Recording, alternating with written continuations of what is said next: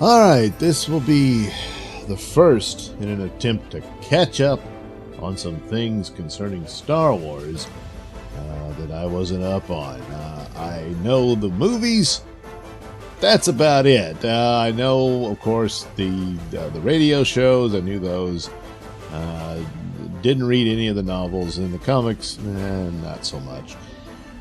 Knew details about them and whatnot, but that was about it. The animated shows I didn't keep up with and just wasn't all that interested. I'm not a big fan of the 3D animation. I'm old and I'm stuck with 2D. I really enjoyed the brief 2D animated Clone Wars, but as I understand it, that's no longer considered canon. So they redid it with the 3D animated version, and I just didn't have any interest in it, really. But since then, all you ever hear is high praise about it, and with Dave Filoni's name coming up all the time in all the different discussions of what Star Wars should be and where it should go and all that sort of thing. And characters like Ahsoka Tano was very, very popular, but I knew virtually nothing about her or that whole storyline. Little tidbits here and there. You hear about Darth Maul coming back and all that stuff.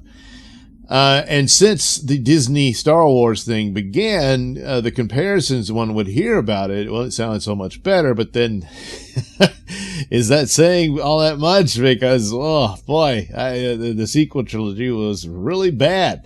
So, the curiosity got the better. I mean, I thought it would be a good thing to go ahead and dig into those shows and check on that and see what all the fuss was about.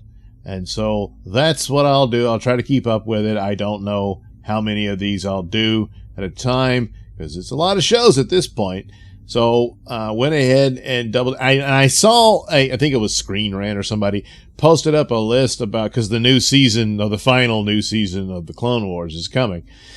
And he said, oh yeah, but the shows are out of sequence, so you need to follow it in this order. And I was going through it and I was like, oh my God. And I'm like, why is it out of sequence? Is that like a nod to the original trilogy idea where it begins with chapter 4 and all that? Maybe, I don't know.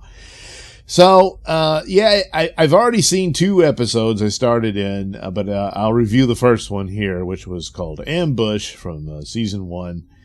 And saw the other one, and I can see where, yeah, it's the war is ongoing. It began, of course, with Attack of the Clones, and then here's all these other stories and whatnot. And so you get vignettes, I guess, is the approach to this, to different aspects of the war. But I'm not so certain that it's giving you the actual sequence or chronology of it. Perhaps, I don't know. But that's what that list looked like. Like, good Lord, it's all over the place.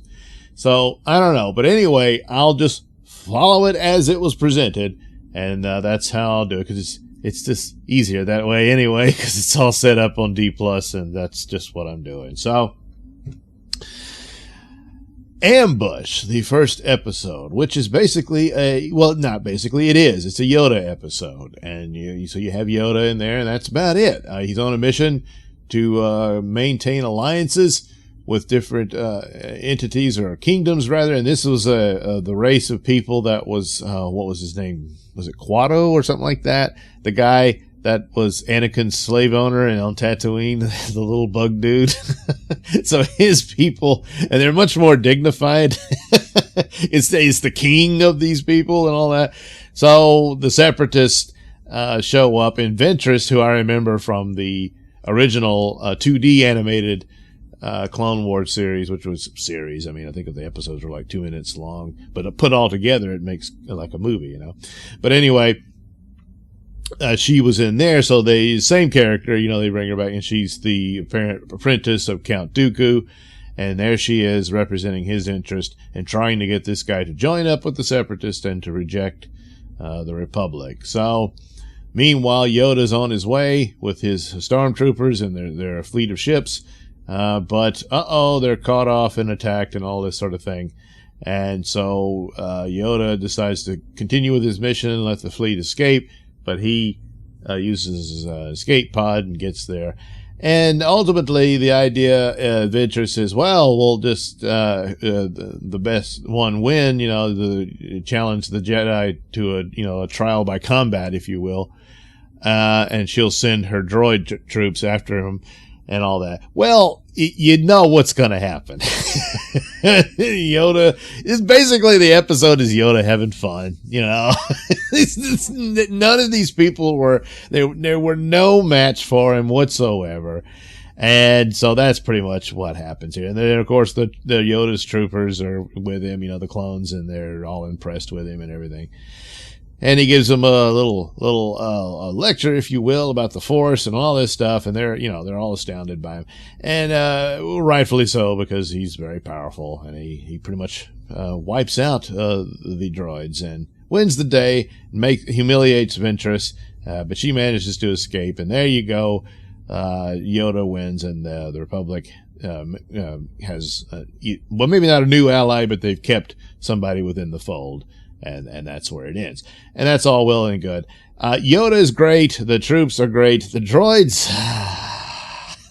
This is a leftover from the prequels. I never really liked them because of the dialogue they're giving. I have a hard time believing someone would actually program battle droids to act like that. Is it no wonder you're losing? They're deliberately programmed to be incompetent, It's like they programmed them after watching the Three Stooges, and that's pretty much what they are. Their dialogue isn't any good. The other droids, the really bulky ones, are a little bit better, but not by much. And of course, thinking about Revenge of the Sith, there's a scene there where they're acting kind of stupid too. So that's George Lucas thinks that's funny, I guess, but I don't know. It's one of those things that kind of pushes me out of it. But what are you going to do? You would think that the humor would be more situational rather than just the dialogue, that these droids are just really stupid. But what are you going to do? Meanwhile, I forget what they're called, but the weird droids that have those force fields around them and everything, and would give the Jedi a run for their money. Just make more of those. He'd probably win. Although Yoda makes short work of those too. He drops a big old cliff on them or whatever, and all that. So you can beat them when you're powerful enough, but they were a pretty formidable force. But I guess, I don't know, you have to just guess that they're too expensive to make, and they're hard to make, and the power source or whatever that runs them, is in low supply or what have you, and that's why you can't have too many of those. But it'd probably be a different outcome if they had more of those guys. But anyway, so there you go. Ventress, she thinks she's all that, and she really isn't, and she's certainly no match for Yoda.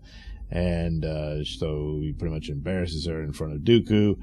And but it's a good character, and Dooku, of course, is good, and so all that's good stuff. So it's a good little introduction to what this series is. So off to a good start. So Star Wars Season 1, or Star Wars Clone Wars Season 1, Ambush. That's a good one. All right, so I'll get to the other one soon, and we'll see where that goes. Thank you for watching and listening. Say, why not like and subscribe, and check out that link description below. That'll take you to my many stores that have plenty of goodies for you. And make sure you head over to indieplanet.com to pick up a copy of my comic book, Night Night. Yeah.